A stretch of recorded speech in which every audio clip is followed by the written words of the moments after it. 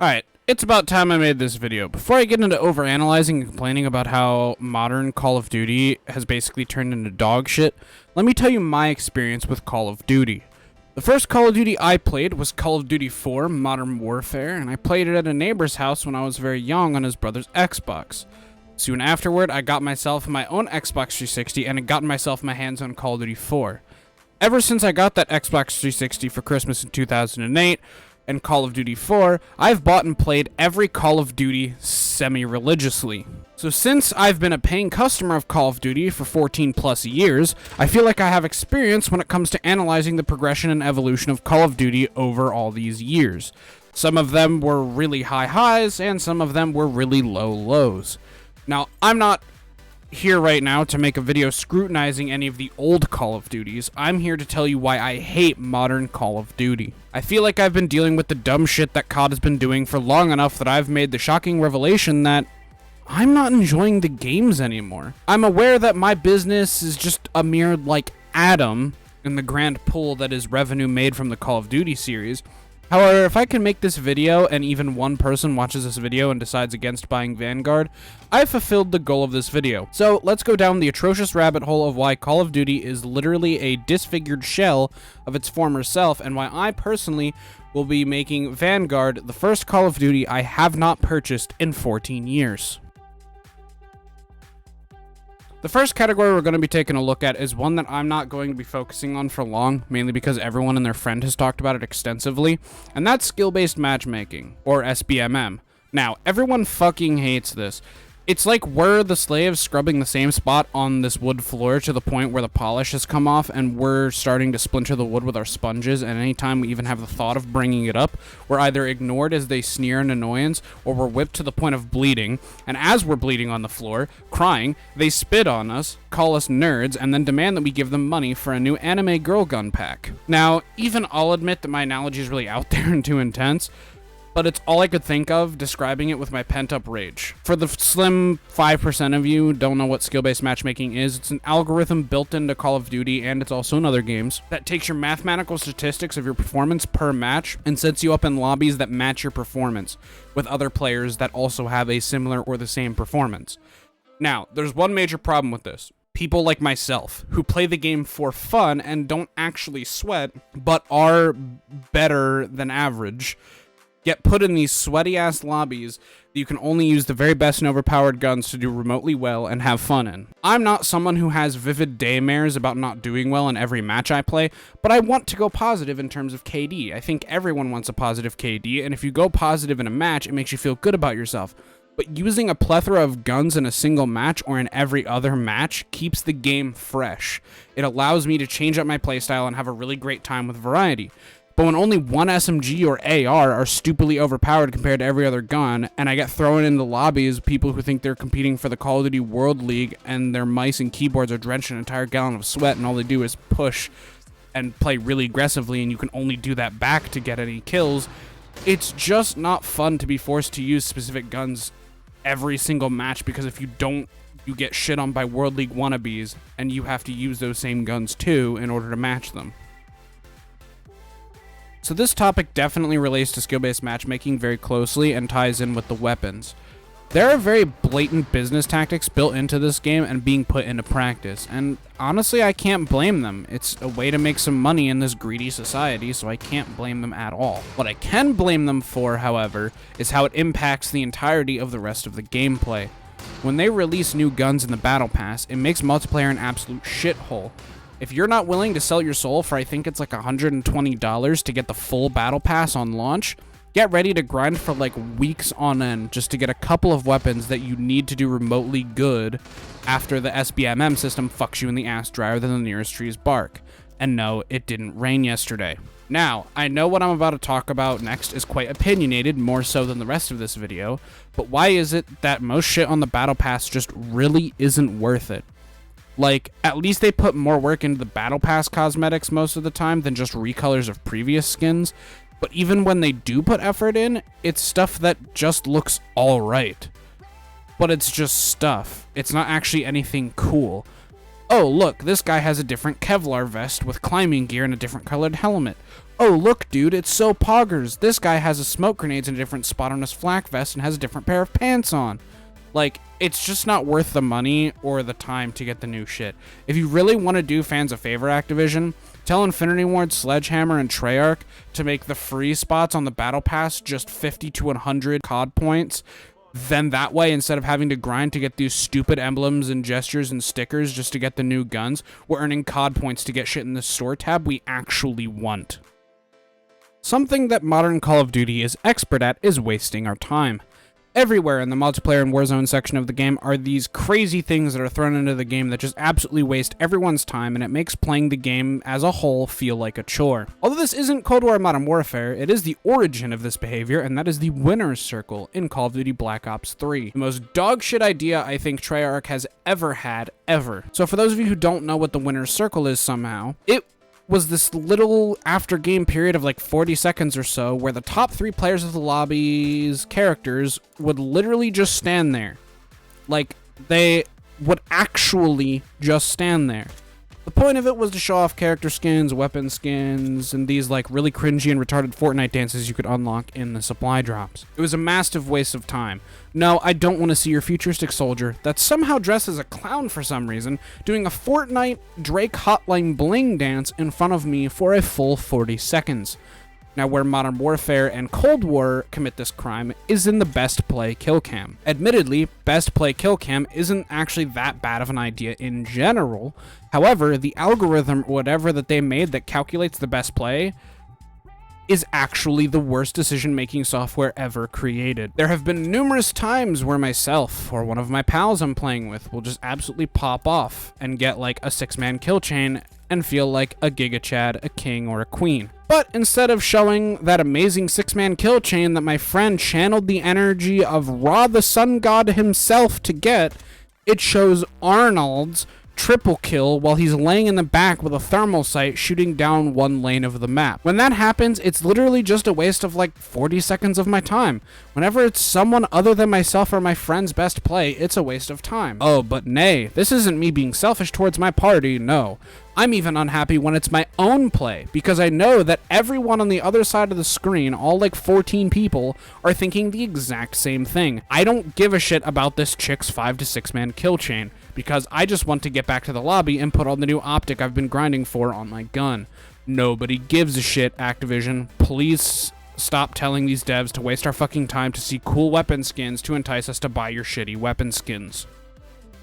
Alright, time to talk about the elephant in the room. Warzone. Don't get me wrong, I get that a lot of people like Warzone. It has a massive audience on Twitch, or at least it did, and it's a big attention grabber and cash cow for Activision, and I get that.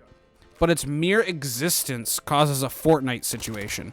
In case you've been living under a boulder for the past 4 years, Fortnite has become one of the most popular trash video games of our generations. What happened with that was, Epic Games was making a few new games that I forgot the names of because they barely existed and will never exist because Epic Games said fuck them because Fortnite was making buku bucks. Activision is taking the same approach but with the other modes. If it doesn't suck off Warzone, there's a 90% chance it's not going to get fixed or done. The other modes get neglected in favor of Warzone all the time, and it's really annoying to me and everyone else who don't like Battle Royales or don't at least like Warzone itself. Aside from the Battle Pass weapons, sometimes random weapons will be buffed and nerfed based upon their performance in Warzone. I don't know if it's because all weapons across all modes run on the same statistical values, but for people who only play multiplayer and not Warzone, this is very random and unpredictable and annoying. It's like a lack of giving a fuck, choose your own adventure with the way Activision and the devs choose how each gun is going to be balanced. Oh, the Krig was really good for you in the last with these attachments in the last week? Oh, that sucks because the mid-season update just came out and now the Farah is basically the ACR from Modern Warfare 3. Yes, I'm pretty sure just before I stopped playing Cold War that actually happened. Oh, look, Season 6 just came out. Now the Farah is bottom of the barrel, and the knockoff G3 that they added is now the most accurate rifle that has ever existed since the Modern Warfare 2 intervention. I think the most prime example of how Warzone has impacted how Activision operates Call of Duty is Modern Warfare 2 Remastered multiplayer. That is one of the worst scandals in Call of Duty history, and by scandal, I mean there wasn't one, but it feels like a big enough slap in the face that there should have been one. Raven Software has proven time and time again that they're the GOATs when it comes to Call of Duty games. They know what the fans want, and they're seemingly willing to service the fans. I cite Call of Duty Online and Call of Duty Mobile and Modern Warfare Remastered as examples. But since Warzone was popping off and making so much money, they didn't let Raven make a multiplayer for Modern Warfare 2 Remastered because they knew it'd mean people would stop playing Modern Warfare and it would take players away from Warzone, because Modern Warfare 2 was like the holy grail of Call of Duty. And to have that come back would surely crash the modern Call of Duty market. Nobody would want to play them. Now, if they release Modern Warfare 3 Remastered, like the rumors are saying, and there is a multiplayer for that game, I will actually be done with these companies. I will feel like they got me all liquored up and then take me into the back alley. They curb stomped me, breaking all of my teeth, and then were nice enough to make me new ones, but they're made out of pottery kilned literal human shit. For some reason, everything new that they put in these games just seems like shit. I know this wasn't introduced in Modern Warfare or Cold War either, but what the fuck happened to our knife? Now, I'm not talking about the one you can equip as a melee weapon, no. I'm talking about what happened to hitting the melee button and the knife comes flailing out with one arm, ready to dice any poor bastard that gets within swinging range. I get that it's more realistic, quote unquote, to swing the end of your gun towards the enemy instead of quickly whipping out a knife, because the gun is more effective than a possibly like misgripped or misthrusted knife. But citing Vanguard's weapons and gunsmith as evidence, when was the last fucking time Call of Duty actually gave a shit about realism? So we already had this concept perfected like 14 plus years ago. Why is it such a problem and a foreign concept now? Like, didn't Call of Duty World War II a few years ago have a soldier kit type or whatever the fuck, you know, like airborne, infantry, all that shit? Didn't they just have a soldier type that gave you that knife anyways as a benefit of it? Like, I know they can do it, just for some reason they've decided to ruin the fun by making melee a 2-hit kill for some dumbass reason. Oh wait, I know why! It's because it balances Warzone a lot better, and since it's not better for Warzone, fuck every other mode. Another thing that these new games really did dog shit that affects the gameplay really hard is performance. Now, I'm not sure how Modern Warfare handled for console players, so you guys won't know exactly probably what I'm talking about, but why is it that still to this day, if I reinstalled Modern Warfare right now and decided to play it, my game gets like 120 plus frames on certain maps on the lowest settings, but I load into another map and all of a sudden my PC can't run the game over 30 to 50 frames, and I'll randomly drop to like sub 15 every 40 to 100 seconds. No settings changes, no edits to my graphics menus, nothing. The game just decides it's not going to be good to me on that map and decides I need to hate that map. Cold War is a lot better with this, however, it's still really bad on its lowest low moments. Console players will be able to relate to this more than PC players, and that is the file sizes of the games. It's another example of Modern Warfare being worse than Cold War, but Cold War's no slouch either. My Black Ops Cold War folder on my computer is 80 gigabytes, and that's with only multiplayer and zombies installed. That's not bad compared to Modern Warfare, but for perspective, Grand Theft Auto 5 with online is 105 gigabytes. So you're telling me that Cold War, in its current state, a new game, is close to catching up to a game from 2013 that has 8 years of updates? That is actually ridiculous. Alright, this section is pretty straightforward and it's probably going to be small. Every map and exemption of a handful from these new CODs are absolutely Doge water. Out of all of the newly season-added maps and launch maps on Cold War, the only ones that are really great are the ones that got barely noticeable prettier textures slap on them from old games.